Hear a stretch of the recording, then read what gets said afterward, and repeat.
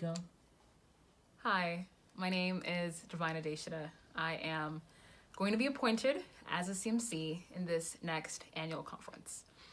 The point of this video is hopefully to tell you my story and how I came to know the Lord and why I'm on this path to be a pastor.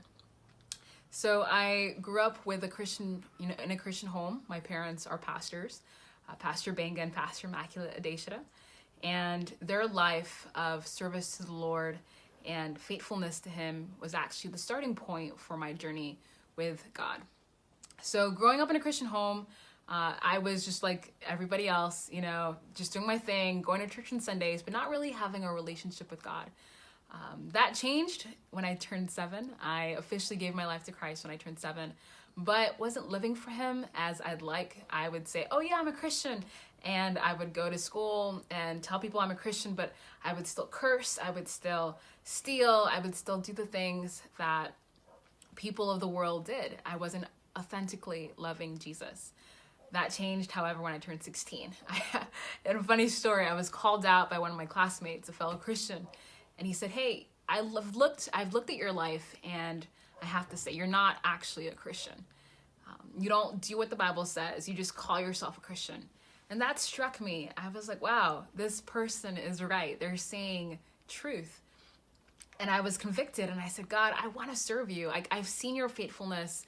I've seen your goodness in my family's life. I've seen how you've been so amazing to my parents who followed you with their being. I want to have a true relationship with you. I don't want to just have it be from my mouth only. I want it to be all of me following you. And so that's when I rededicated my life to Christ at 16 in high school. And I began living for Jesus. I, walked with God. I'm 28, so I've walked with God now for quite some time. But I didn't feel the call to pastoral ministry instantaneously. In fact, I was running from it.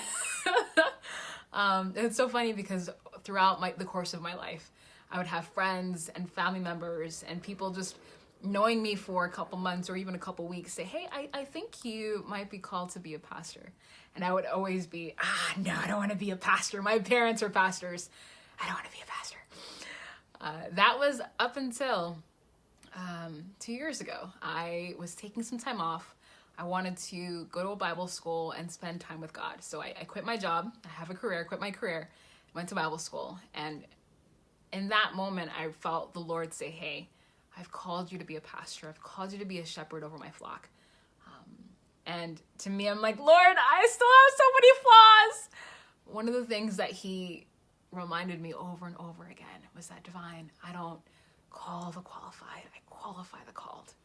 And so this is me standing before you, not perfect, absolutely not perfect in any capacity, but hoping to be utilized by God. He said, hey, I want to use you. And I said, Lord, however you want to use me, use me. So that's my story. I wish that, those hearing this, if you feel that God has called you to be a pastor, definitely seek counsel from your local pastorate. God bless.